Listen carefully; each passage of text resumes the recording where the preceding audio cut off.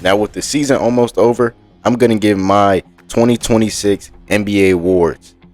The criteria I went about this, I used my eye test, advanced metrics, and just base stats and some like context into it. So now let's get into it. Start off with the MVP. Now, this is obvious. I made a video about this. He's just been uber efficient. This is an historically great efficiency season. It's a historically great offensive season. The MVP of the 2026 NBA season is SGA. Gilgeous-Alexander has been just spectacular this season. I mean, I can't say enough about him. Without his team healthy, he's led his team to the #1 seed. He's averaging 31 points. He's creating the third most points in the league. I mean, his offense is just amazing. It's historic. And on top of that, he's one of the best shot blocking. I think he's the best shot blocking guard in the league. That's how great he's been off the ball on defense. And that's why he is the MVP of the league. That one really didn't need too much debate, to be honest. Because I just felt like it was obvious. So now on to Defensive Player of the Year. It's the same. This is the same thing as the MVP. I mean, it's clearly Victor Wembanyama. It's Wemby. That wasn't a debate. Wemby has been the most impactful defensive player this year. He has his never minds. It's corny, but it's crazy to see in real time. They would drive to the paint and just turn around. I mean, that's not why he's Defensive Player of the Year. He's Defensive Player of the Year because he can block shots. He is the best drop big in the league. His offense, the defense, when he's on the floor on defense, the defense gets so much greater, and he's a huge part of that. That's why he's the Defensive Player of the Year.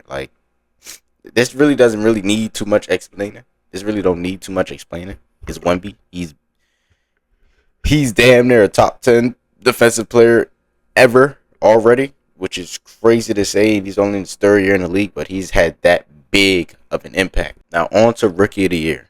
Now this one was a hard one because all year it was been close between three guys. All year it's been close between three guys. It was VJ, Coop, Khan, and then later into the year, VJ kind of bounced out, and it just became Coop and Khan. And I had so much trouble with this. Because Khan Knepu, I'm talking about, he's just he seems almost like a system player, but he's not. He's so much better than that. He's so much better than just, I'm going to plug you into the system and you shoot the ball. No, he can attack. He can attack closeout. He can pull up. He can do pull up mid range. He can do pull up mid range off the dribble. He can shoot off the dribble from three. He catch and shoot at an elite rate. He's got the most threes ever by a rookie. He's the most efficient ever by a rookie. He's not just a system player. And that's what was so tough for me about this, because on the opposite end, or the other end of the spectrum, I think Coop is just such a heliocentric player, and he just has the ball more. What I valued more is what was so tough for me, because Khan's point ceiling is kind of capped because he's not the head runner of the offense. That's LaMelo Ball. He's not initiating offense. He doesn't have the ball in his hands all the time. That's why his points could be skewed. But if you look, I don't think Khan can be that heliocentric type of player. That's what the contrast for me was, because that Cooper flag, his ceiling right now is higher than the Rookie of the Year. I think is Coop, because I feel in his role he's playing better, and defensively he's also better. He's athletic. He can block shots. He can guard he can't guard one, but he can guard the wing very well. So I just had to give it to Coop, because I value that heliocentric type more than the system player catch and shoot type of thing. Even though he's more than catch and shoot, it's just different situations. So I think it's Cooper Flag. Now, most improved player of the year, Brian Rollins. This one was also easy because, I mean, I think his points, rebounds, assists, and blocks, the thing that they use the most for most improved player of the year, he's plus 19. Like, he is crazy this year. So this also wasn't really much of a debate for me, to be honest. Next, we got clutch player of the year. Like, and most of these are not like really discussions for real, because SGA was clutch player of the year. I feel like I think there was a stretch he went 11 for 11 in shots in fourth quarter and overtime over 3 games. It was a stretch like this. It was crazy. That Pistons game pretty much shut this discussion all the way down. Like, he's been amazing in the clutch, and that nugget shot too. Coach of the year, Joe Mazzulla. That's self-explanatory. The Celtics were not supposed to be anywhere near a top 2 seed. They're number 2 seed. They're supposed to be a 10 seed. This is supposed to be a tanking year. And somehow, like, I give him a lot of credit for Jordan Walsh, like Baylor Shireman and Kada, like all their development. I give him a lot of credit for that. Even though, yes, it's a lot on the players, but as the coach, giving them opportunities and letting them shine in their role. Like, I feel like the Celtics always have guys that just can come out, play defense, shoot the ball, and that's a lot to the coaching. It's a lot to the coaching. That's a lot to the coaching staff. So, Joe Mazzulla for Coach of Player of the Year. Now on to the All NBA teams. Now this one is gonna have a lot of like controversy and just general stuff because I mean I'm a different person, bro. My opinions are different. So first, got SGA, Joker, Wemby, Luka, and I put Luka on here because I think he's gonna end up being eligible because the little parental relief thing. So like I feel like he's gonna be eligible. So SGA, Joker, Wemby, Luka, and then for the first team, the last spot of the first team, it was between Kawhi or Jaylen Brown, and I gave the edge to Jaylen Brown. I feel like Jaylen Brown has been better this year. Like a lot of people is gonna say Kawhi Leonard has been better than Jaylen Brown this year. I don't think so. I think Jaylen Brown has been a better or more consistent scorer. I think Jaylen Brown has had the more consistent season, and the team impact is big. Is big to me because it's not just Jaylen Brown. I get that he obviously has the coach of the year. He has a good team around him, but like I feel like Jaylen Brown, the way the offense changed, he's a huge part of the reason that offense is so great. We can't take that away from him. Like that's why he's better. He's been better than Kawhi this year.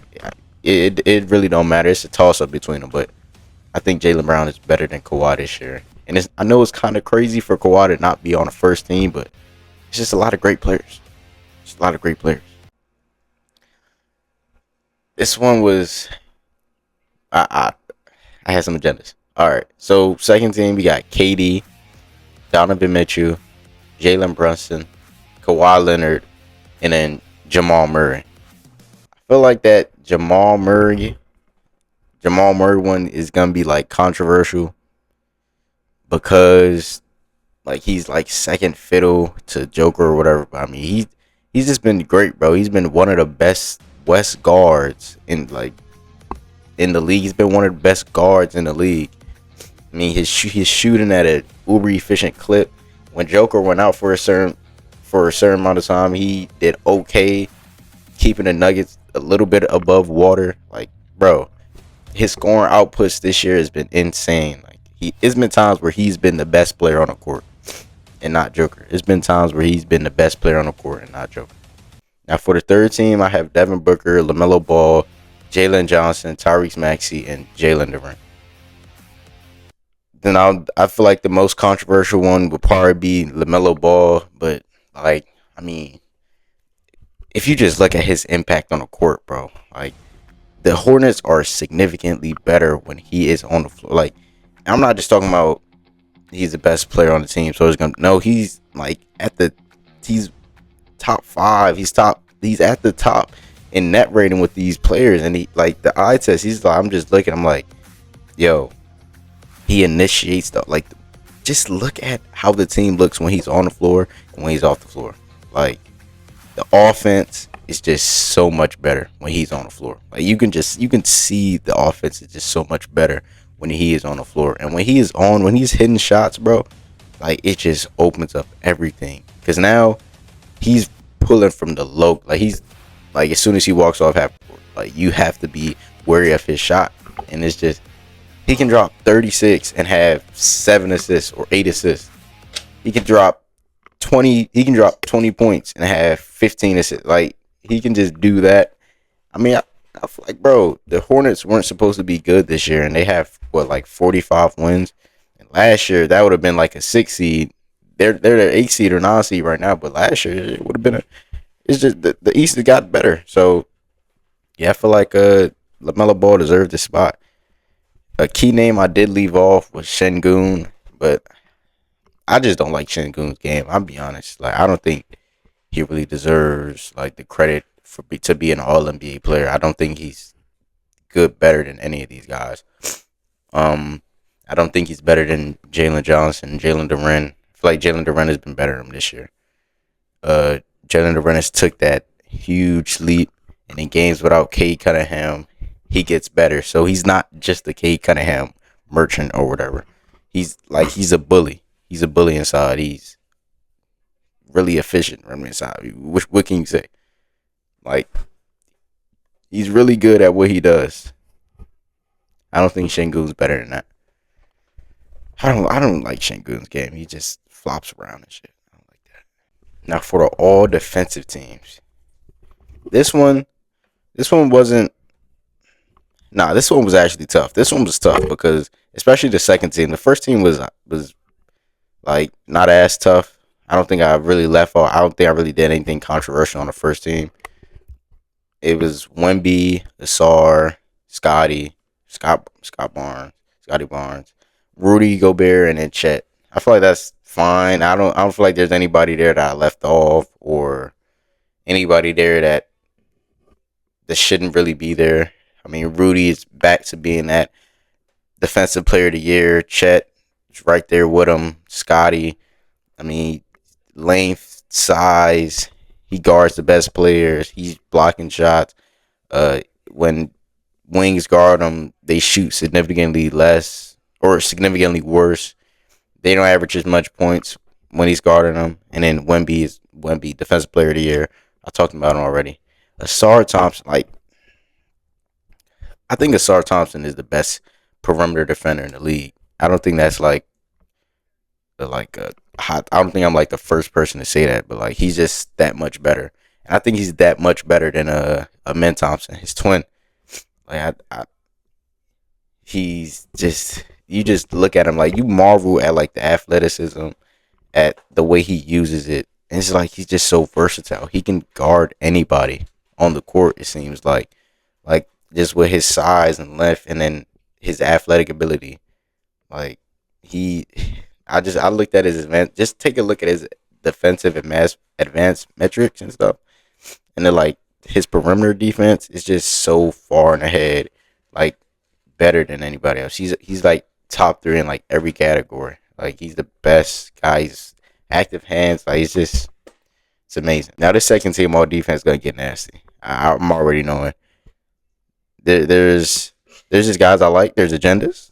It's very guard heavy though. But I went big heavy on the first team. I'm gonna go guard heavy on this one, man. It's my list. So first I had Cason Wallace. Obviously led the league in steals, stop percentages, amazing. I mean, I think he's the best defender on the Thunder now. Besides Chet, but he's the best perimeter defender. I always thought it was Caruso, but I feel like this year Caso's taking that title. Then I had Mobley. Mobley's offense deteriorating has nothing to do with his defense, because his defense is still amazing. His defense is still on NBA. I mean, I could have put maybe somebody else, but I just feel like Mobley, he earned it. Derek White does not get any, like, I feel like he doesn't get as much credit as I think he deserves. Like, he's an amazing defender, and Another person I don't think gets nearly enough credit as he deserves is Chris Dunn.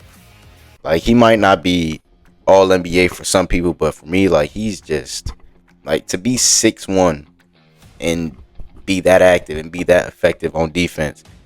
It's just hey, bro, like, I respect the guys that go up there, play 94 feet all game, and keeps that same level of activity all game. Gets in people's faces, not scared of contact or anything. I got Amin Thompson next. Amin Thompson, athletic, active hands. He can block shots. He's guards the best guys. He's still doing that. There's some honorable mentions I wanted to put on this list. Like, I wanted to put Goodwin, Jordan Goodwin, on this list. Like, he's also amazing. He's also one of those 94 feet guys that keeps that same intensity, offense and defense, and he defensive rebounds. Like, he's one of those guys that get in your face. Also wanted to put Stephon Castle on this list. He's guarding the best players on that Spurs team. He's probably the best perimeter defender. There's a bunch of guys I wanted to put on, like even Marcus Smart. I feel like Marcus Smart deserves some praise for the defense that he's been playing with the Lakers. Like, I mean, he's damn near anchoring our defense because DeAndre Ayton don't do shit. Like, Marcus Smart has been amazing. So it's just all these guys. I think Osa, like, that nigga's been good on the Suns. So it's just the defense of players. They need to add a third team for these all defensive teams to get more of these players some more recognition, bro. Because, like, the defense is, hey, I like what I see. I like what I see. So that's all. I didn't do executive of the year because, I mean, if I was to do executive of the year, I mean, I'll give it to the Hornets executive. Whoever the Hornets executive, I'm gonna give it to them. So yeah, that's my awards for the 2025-26 season. Uh, what do y'all disagree with? Don't agree with?